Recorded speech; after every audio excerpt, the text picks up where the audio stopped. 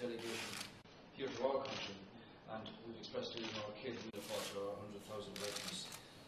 As we've pointed out, the links between our two countries, small and very large, are deep and go back for a very, very long time. We discussed a whole range of issues about our connections, but also about the fact that the Irish path to independence, which we commemorate in a centenary way next year, 1916, is replicated in many ways by the journey that India and its people went on to achieve its independence. And in achieving that, the links between our countries were people who were here and in India, and in many other cases. We discussed the economic progress of India and the economic progress of Ireland. The Prime Minister was very well versed on the challenges that Ireland faced, on the difficult choices that our government had to make, and now that the economy is growing, we see opportunities for trade, bilaterally, in education, in tourism, the changes we've made in the visa structure, and so on. So I've also likened the NIIT Limited Company here to Ireland with 110 jobs, with the IDA working strongly in terms of foreign direct investment here. I think it's 17 companies we said here now. Also in respect of the Smart Ferguson and Science Foundation Ireland, we see real opportunities for Irish skills, Irish IT, Irish innovation, to work with India in terms of many of the Prime Minister's real passions, the dealing with the Ganges, hygiene, water, all of these areas where innovative Irish companies have made breakthroughs. So in that sense, Minister Sullivan is to sign a memorandum of understanding, and we will travel to India to do so at an appropriate time. I've invited formally the Indian President to come here on a visit. The Prime Minister is happy to communicate that, and we will make that arrangement whenever it's appropriate for the President to come here to our country. We look forward to increasing numbers both of Indian students who come here and also Indian tourists who are increasing in numbers of those who travel. We made the point that over 400 million people speak English, a very strong middle-class base. Ireland, the only English-speaking country in the Eurozone, with a real opportunity here for further development. We discussed also the question of the non-recognition of medical internships in India, not being recognised here, and Minister Narendra has undertaken to deal with that by legislating for the anomaly that currently exists. Mr Flanagan is working very diligently with the ambassador here and with his counterpart in terms of our views on the relationship between Europe and India, the blockages to trade that are there that we can see should be dealt with. We also discussed the question of the reform of the United Nations, the Security Council. We recognise that changes that take place there, on the one hand, should not diminish the opportunity of small countries to sit on the Security Council.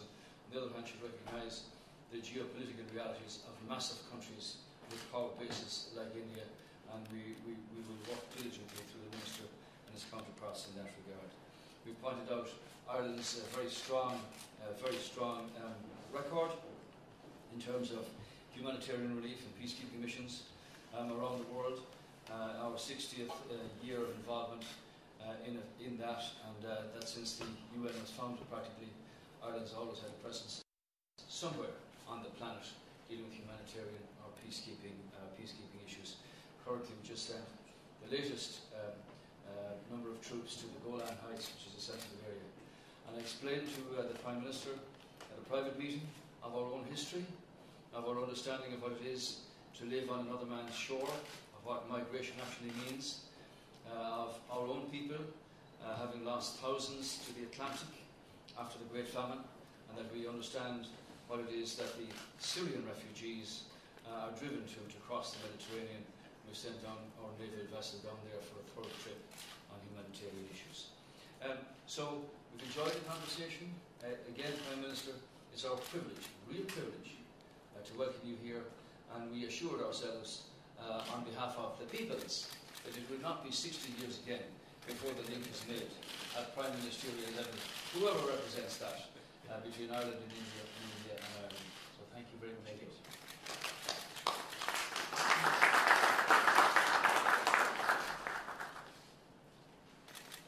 Your Excellency, Taoiseach, Enda Kenny, members of the media. It is truly a pleasure to be here in Ireland. Short this visit may be, it is historic. It has taken 59 years for an Indian Prime Minister to visit Ireland. Thank you for your very warm reception and gracious hospitality. Thank you for your kind words of friendship for India. India and Ireland share much in common. We can compare notes on our shared colonial history. Our constitutions have something sacred in common. The directive principles of state policy in the Indian Constitution are inspired by the Irish Constitution. Irish experts gave us institutions like the Geological Survey of India and the first Linguistic Survey of India. Today, sports manufacturers in India keep going Ireland's passion for rugby. From the friendship between Rabindranath Tagore and W.B. Yeats to the spiritual contribution of Sister Nivedita in India, the Irish and Indian people have formed strong bonds of affinity. Today, 26,000 Indians constitute a vibrant part of the Irish community. And the victims of the bombing of the Air India Kanishka aircraft find a resting place here. In the 30th anniversary year of that tragedy, we thank you once again for the memorial that honors them. In the pain of their unfading memory, we are also reminded of all that binds us today, our values and our aspirations and the challenges that we all face today. India and Ireland must seek closer partnership and cooperation. India and Ireland are among the fastest growing economies of Asia and Europe. We are pleased that our bilateral trade and investment ties are growing despite global and regional uncertainties. Our economic partnership can have a strong technology focus, information technology, biotechnology, and pharmaceuticals, agriculture, and clean energy. Greater sensitivity of the European Union to India's commercial interests and challenges will help us resume discussions on India-UE broad-based trade and investment agreement. India and Ireland are ideally placed to form productive partnership to take advantage of the opportunities in the digital age. I hope that our joint working group of information technology will meet soon to chart out the roadmap for collaboration. I also hope that Ireland's visa policy will be sensitive to the requirements of India's information technology firms. I convey our interest in concluding a social security agreement which will be of great help to professionals from both countries. I am glad that we will soon have direct air services by airlines of both countries. This will not only promote our business links, but also give a strong boost to our tourism ties that are already growing at 14% per year. Science and technology and education are two other areas where we have a good history of cooperation and where we can do much more. India's Science Center in Karnataka is one example of that cooperation. I was pleased to exchange views on a broad range of international challenges, including terrorism, radicalization, and the situation in Europe and Asia. Our discussion underlined the importance of closer cooperation between countries like India and Ireland, which share democratic values and are consistent advocates of international peace and stability. In this context, we discuss the role of the United Nations and its Security Council in meeting these challenges in the 21st century. India and Ireland have been partners in peacekeeping operations. I thank Ireland for its leadership in sustainable development goals.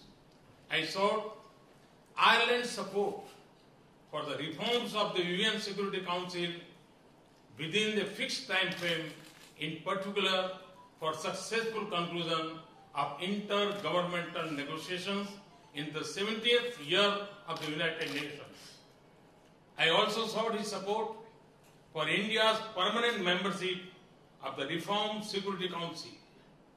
India and Ireland are peace-loving countries. We have both been at the forefront on non-proliferation. We respect Ireland's strong and principled position on this issue. India has also been a leading voice on universal nuclear disarmament since independence. We remain strongly committed to that goal.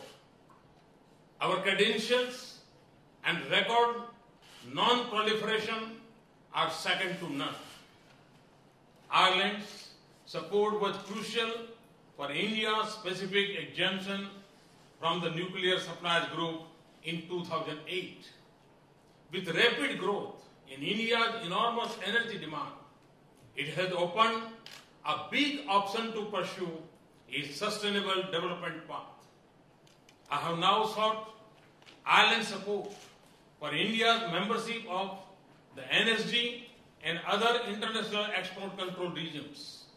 India's membership will deepen our bilateral cooperation and strengthen international non-proliferation efforts. Mr. Prime Minister, I live convinced that India and Ireland must invest more to realize the vast potential of this relationship. India was the first country with which you established diplomatic relations in Asia. We can now be your anchor in Asia. Similarly, for India, I see Ireland as a vital gateway to Europe and a bridge across the Atlantic. Thank you once again for your hospitality, and it has been a couple of decades since you last visited India. I look forward to seeing you in India. Thank you.